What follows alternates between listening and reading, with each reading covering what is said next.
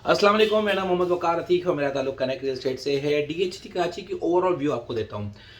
सबसे पहली अपडेट तो ये है कि एयर बाय लगूना का एक बहुत बड़ा प्रोजेक्ट चल रहा है जिसमें कंप्लीशन में तकरीबन समझ लीजिए कि 2 से 3 साल लगेंगे। अच्छा, अब 2 से 3 साल लगेंगे क्यों? उसकी वजह ये है कि बिजली की ट्रांसमिशन का वहाँ काम होना है और हमारे डीएचटी कराची के एडमिनिस्ट्रेटर ने हमसे ये वादा किया है कि 2 से 3 साल के अंदर सारी ट्रांसमिशन का काम मुकम्मल हो जाएगा। 2026 तक हमारा लकी सीमेंट के साथ मुआहिदा हुआ हुआ है। ज़ाहिर है बिजली का काम होगा तो ही शौकत खानम इतना बड़ा प्रोजेक्ट ऑपरेशनल हो सकेगा। हमारा बिजली का काम, ट्रांसमिशन का काम मुकम्मल होगा तो ही एयर वाला गुना की इतनी बड़ी फैमिलीज, इतना बड़ा काम, इतने सारे फ्लैट्स हो जाके बाद हो सकेंगे। इसी के साथ साथ हमारे यहाँ बिल्कुल गेटवे 1 जो बिल्कुल सेक्टर 3 के बिल्कुल साथ 10 से 11 प्रोजेक्ट्स दिए गए हैं प्राइवेट बिल्डर्स को। ग्राउंड प्लस 10 की बिल्डिंग्स वहाँ बननी है। 3 से 4 साल में जब वो आबाद होंगी तो उसके लिए बिजली आनी होगी। उसका काम भी 3 साल के अंदर कंप्लीट होना ज़रूरी है। यानी कि 4 चीज़ें, कनेक्टिविटी जो कि इंशाल्लाह जून तक मुकम्मल हो जाएगी मलिक एक्सप्रेस वे के ज़रिए। लोग कहाँ से आएंगे डीएचटी कराची? वो आएंगे Landhi industrial area, Korangi industrial area, port Qasim से होते हुए डीएचटी कराची में रिहाइश करेंगे। ये तो होगी कनेक्टिविटी। उसके बाद होगी बिजली। बिजली की मैंने बात कर ली कि 3 साल के अंदर मुकम्मल हो जाएगी तो बहुत सारे प्रोजेक्ट हमारे मुकम्मल हो जाएंगे। चौथी चीज़ हो गई हमारा पानी और बिजली के लिए उन्होंने के फोर से उनका प्रोजेक्ट का साइनिंग हुई हुई है और फिर उसके लिए अंडरग्राउंड और ओवरहेड जितने भी उनके टावर्स बनने हैं, पानी के लिए जो टैंक्स बनने हैं वो मुकम्मल हो चुके हैं। फिर चौथी चीज़ हो गई आपकी हमारी गैस के सिलसिले में भी उनकी बातचीत चल रही है। वैसे भी शहर भर में आपको पता ही है सिलेंडर के ज़रिए सारा काम हो रहा है, तो वहाँ पे भी सिलेंडर के ज़रिए ही काम होगा। अब आप आ जाएँ सबसे इम्पोर्टेंट बात कि वहाँ आबादी आ जाएगी, वहाँ लोग रहेंगे कहाँ, वहाँ लोगों को रहने की जगह कहाँ मिलेगी।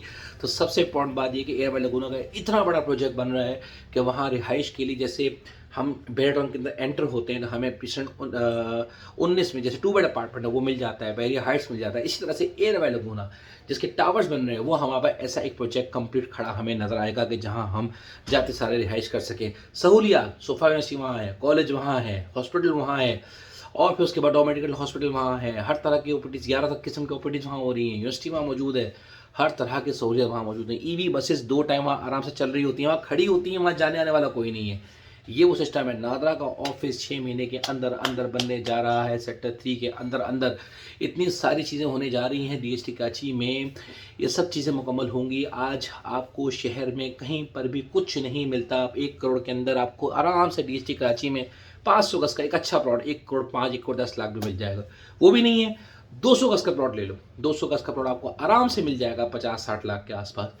अच्छी जगह पे, सेक्टर 3C पे, लेवल जगह, शौकत खाना के बिल्कुल सामने, आराम से 55-60 लाख में 200 गज का प्लॉट मिल जाएगा। 300 चाहिए वो भी मिल जाएगा 80 लाख के आसपास 2ABC में, डेवलप्ड एरिया में। उसके भी पैसे नहीं है। आज 125 गज में सेक्टर 3D में आराम से एक अच्छा प्लॉट आपको आराम से 38-40 लाख का मिल जाएगा। वो भी नहीं है, उससे और नीचे आ जाओ, आपको 9E में आराम से प्लॉट 24 लाख 23 लाख का मिल जाएगा। वो भी नहीं है, आप बोलते हो और कम में चाहिए, 20 लाख में 12E भी मिल जाएगा। डेवलप्ड एरिया में चाहिए, मकान बने हुए चाहिए, मकान बनाना है, रहना है, सेक्टर 14 भी 6 किलोमीटर दूरी पे 32 लाख का आराम से 125 का प्लॉट मिल जाएगा। ये वो सारी मालूमात हैं जो डीएचटी कराची से रिलेटेड मैं आपके सामने बयान इसलिए कर रहा हूँ ताकि आपको अंदाज़ा हो सके कि आगे जाके चलने वाले दिनों में रमज़ान के बाद मुझे मार्केट अच्छी लगती है और सबसे बड़ी vision Shaukat Khanum hospital, Malik expressway, connectivity और एडमिनिस्ट्रेशन का एक्टिव होना। जज़ाकल्लाह खैर।